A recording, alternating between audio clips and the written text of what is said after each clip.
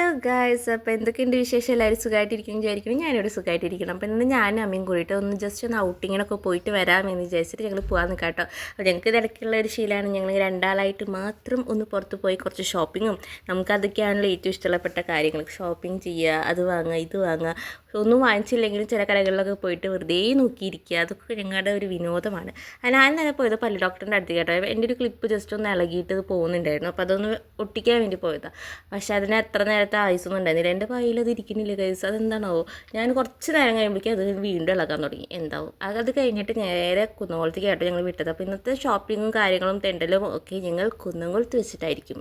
അങ്ങനെ കുന്നംകുളത്ത് എത്തിയ പാടെ തന്നെ ഞങ്ങൾ ഫുഡ് കഴിക്കണോ എന്താ ചെയ്യേണ്ടത് എന്നുള്ളൊരു കൺഫ്യൂഷനിലായിരുന്നു. അങ്ങനെ ഫുഡ് കഴിക്കാമെന്നുള്ള തീരുമാനത്തിലായിരുന്നു കേട്ടോ. പക്ഷേ ഞങ്ങൾ ഇത്തിരി അങ്ങനെ നീങ്ങിയപ്പോൾ ഒരു നല്ലൊരു കട കണ്ടു. അയ്യോ, അവിടെ നല്ല രസമുണ്ട് കേട്ടോ. നല്ല അഫോർഡബിൾ റേറ്റിൽ അത്യാവശ്യം കുറേ സാധനങ്ങൾ നമുക്ക് അവിടെ നിന്ന് തന്നെ വാങ്ങാൻ പറ്റി. അയ്യോ, ഞാൻ കുറേ സാധനങ്ങൾ വാങ്ങി കേട്ടോ. എന്ത് രസമായിരുന്നു അവിടെ. അപ്പോൾ കുറേ മാലകളൊക്കെ അമ്മ നോക്കുന്നുണ്ട്. നമുക്ക് ഓൾറെഡി കല്യാണം ഉണ്ടല്ലോ. നമുക്ക് 2 കല്യാണം ഉണ്ടായിരുന്നു. അതിലൊരു കല്യാണം എനിക്ക് മിസ്സായി, മറ്റേ കല്യാണം നമുക്ക് കിട്ടും. അപ്പോൾ ഒരു കല്യാണം മിസ്സായത് എന്താണെന്ന് വെച്ചാൽ എനിക്ക് ഇൻറ്റേൺഷിപ്പും കാര്യങ്ങളൊക്കെ ആയിട്ട് എനിക്ക് പോകാൻ പറ്റിയിരുന്നില്ല. അപ്പോൾ അതുകൊണ്ട് അത് മിസ്സായി. അങ്ങനെ അവിടെ നിന്ന് കുറേ കണ്ടാമുണ്ടി സാധനങ്ങളും കുറേ മാലയും വളയൊക്കെ വാങ്ങി ഞങ്ങൾ അവിടെ നിന്ന് ഇറങ്ങി കേട്ടോ. അപ്പോൾ ഇതായിരുന്നു കട.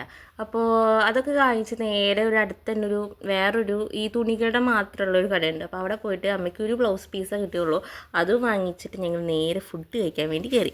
മലബാറിലേക്ക് ആട്ടോ ഞങ്ങൾ വന്നത്. അപ്പോൾ ഞങ്ങൾക്ക് വീട്ടിൽ 2 ആളിരിക്കുന്നുണ്ടല്ലോ. അപ്പോൾ അവരെയൊക്കെ ആലോചിച്ച് ഞങ്ങൾക്ക് ഇച്ചിരി വിഷമമുണ്ടെങ്കിലും ഞങ്ങൾ അത് ആലോചിച്ച് 2 ബിരിയാണി ഞങ്ങളുടെ അകത്താക്കി. ഹായ്, എന്തൊരു സന്തോഷം. അങ്ങനെ വയറ് നിറയെ ഫുഡൊക്കെ കഴിച്ച് നേരെ വിട്ടത് കല്യാണിലേക്ക് ആട്ടോ. ഞാൻ പറഞ്ഞതിൽ കുറച്ച് സാധനങ്ങളൊക്കെ വാങ്ങണമെന്നുണ്ട്. അപ്പോൾ അതുകൊണ്ട് തന്നെ നേരെ കല്യാണിൽ വിട്ടു. എനിക്കൊന്നും വാങ്ങാനില്ല കേട്ടോ. അതുകൊണ്ട് എനിക്ക് വലിയ ഇൻട്രസ്റ്റ് ഒന്നും ഇല്ല. എനിക്ക് വല്ല കടയിലൊക്കെ പോയി കഴിഞ്ഞാൽ എനിക്ക് വാങ്ങുമ്പോഴാണ് ഇൻട്രസ്റ്റ്. നമുക്കങ്ങനെയാണല്ലോ. എൻ്റെ അമ്മ ആ ഭാഗത്തേക്കൊന്നും പോകണില്ല, അല്ലെങ്കിൽ ഞാൻ എന്തെങ്കിലുമൊക്കെ വാങ്ങിച്ചേനെ. അങ്ങനെ ഞങ്ങൾ എന്താ പറയുക, അച്ഛനെ ഒരു ഷർട്ട് വാങ്ങി. പിന്നെന്താ, അമ്മയ്ക്ക് ബ്ലൗസ് തപ്പിയിട്ടാണ് എത്ര നേരമാണെന്ന് അറിയോ. പാവങ്ങൾ അവരിരുന്ന് ബ്ലൗസിനുള്ള തുണികൾ തപ്പിക്കൊണ്ടിരിക്കുകയായിരുന്നു. എത്ര നേരം തപ്പിയിട്ടാണെന്നറിയോ ഒരു തുണി സെറ്റായത്. അങ്ങനെ 2 ബ്ലൗസ് തുണി നമ്മൾ അവിടെ നിന്ന് സെറ്റാക്കി. 2 സാരിയുടെയും ബ്ലൗസ് എടുക്കുക എത്ര നേരമാണെന്നറിയോ എടുത്തത്. അനന്തേച്ചിയൊക്കെ കുറേ കഷ്ടപ്പെട്ടിട്ടാട്ടോ ഞങ്ങൾക്ക് എടുത്തത്. അവരൊക്കെ എൻ്റെ വ്ളോഗൊക്കെ കാണുന്നവരാണ്. അങ്ങനെ അവരെങ്ങനെയൊക്കെയോ കഷ്ടപ്പെട്ടിട്ട് 2 ബ്ലൗസ് പീസൊക്കെ സെറ്റാക്കി തന്നു കേട്ടോ. അങ്ങനെ അതൊക്കെ വാങ്ങി ബില്ലൊക്കെ അടിച്ച് നേരെ ചെന്നത് ചെരുപ്പ് കടയൊക്കെ ആട്ടോ. അങ്ങനെ ചെരുപ്പ് കട എവിടെയാ വെച്ചാൽ നമ്മൾ പഴയ ബസ് സ്റ്റാൻഡിൽ ഇങ്ങനെ മുകളിലേക്ക് ഇങ്ങനെ സ്റ്റെപ്പ് ഇങ്ങനെ കയറി പോരുമ്പോൾ ആ കാണുന്ന ഒരു ചെറിയൊരു കട കേട്ടോ. പഴയ കടയാണ്. അപ്പോൾ ഞാൻ നമ്മളിങ്ങനെ കുന്നോളത്ത് വരുമ്പോൾ ചെരുപ്പ് അവിടെ നിന്നാട്ടോ വാങ്ങാറും. അപ്പോൾ അങ്ങനെ അതൊക്കെ വാങ്ങി ഞങ്ങൾ നേരെ വീട്ടിലേക്ക് വിടാൻ നിൽക്കുകയാണ്. ഇപ്പോൾ തന്നെ അത്യാവശ്യം സമയമായിട്ടോ. അപ്പോൾ ഞങ്ങൾ വേഗം വീട്ടിലേക്ക് ചെല്ലട്ടെ.